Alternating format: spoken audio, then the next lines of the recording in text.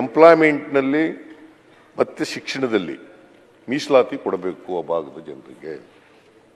ಮನೆ ಅಧ್ಯಕ್ಷರೇ, ಆ ವರದಿಯನ್ನ ಯಥಾವತ್ತಾಗಿ ಒಪ್ಕೊಂಡೆ.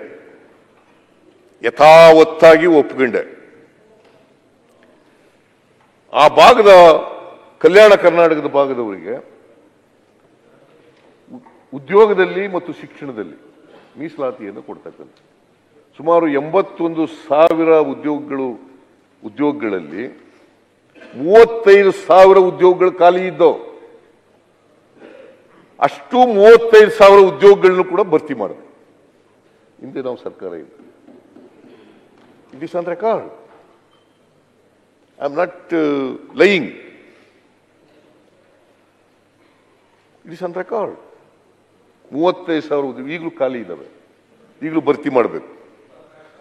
ಆ ಮೀಸಲಾತಿ ಕೊಟ್ಟದ್ರಿಂದ ಅನೇಕ ಜನ ಡಾಕ್ಟರ್ಗಳಾದರು, ಇಂಜಿನಿಯರ್ಗಳಾದರು, ಟೀಚರ್ಸ್ಗಳಾದರು, ಪ್ರೊಫೆಸರ್ಗಳಾದರೂ ಉದ್ಯೋಗದಲ್ಲಿ ಕೆಲಸ ಸಿಕ್ಕಲಿಕ್ಕೆ ಸಾಧ್ಯ ಆಗ್ತಿತ್ತು. ಮತ್ತು ಇಡೀ ರಾಜ್ಯದಲ್ಲಿ 8% ಔಟ್ಸೈಡ್ ದಿ ಹೈದರಾಬಾದ್ ಕರ್ನಾಟಕ, ಕಲ್ಯಾಣ ಕರ್ನಾಟಕ 8%. ನೀವು ಹೇಳಲಿಲ್ಲ ಇದನ್ನ ರಾಯರೆಡ್ಡಿ ಅವರೇ. ನೀವು ಅದೇ ಬಿಟ್ಟೋಗಿತ್ತು ಅಂತ ಹೇಳಿದೆ ನಾನು ಅಷ್ಟೇ. ಅದು ಒಂದೇ ಪಾಯಿಂಟ್ ಅಲ್ಲ, ನೀನು ಬಹಳ ಹೇಳಿದ್ಯಾ.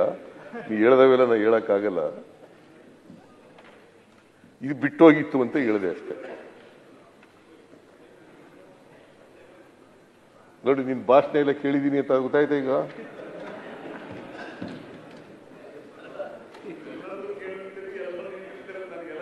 ಗೊತ್ತಿದೆ ನಿಮ್ ಬಗ್ಗೆ.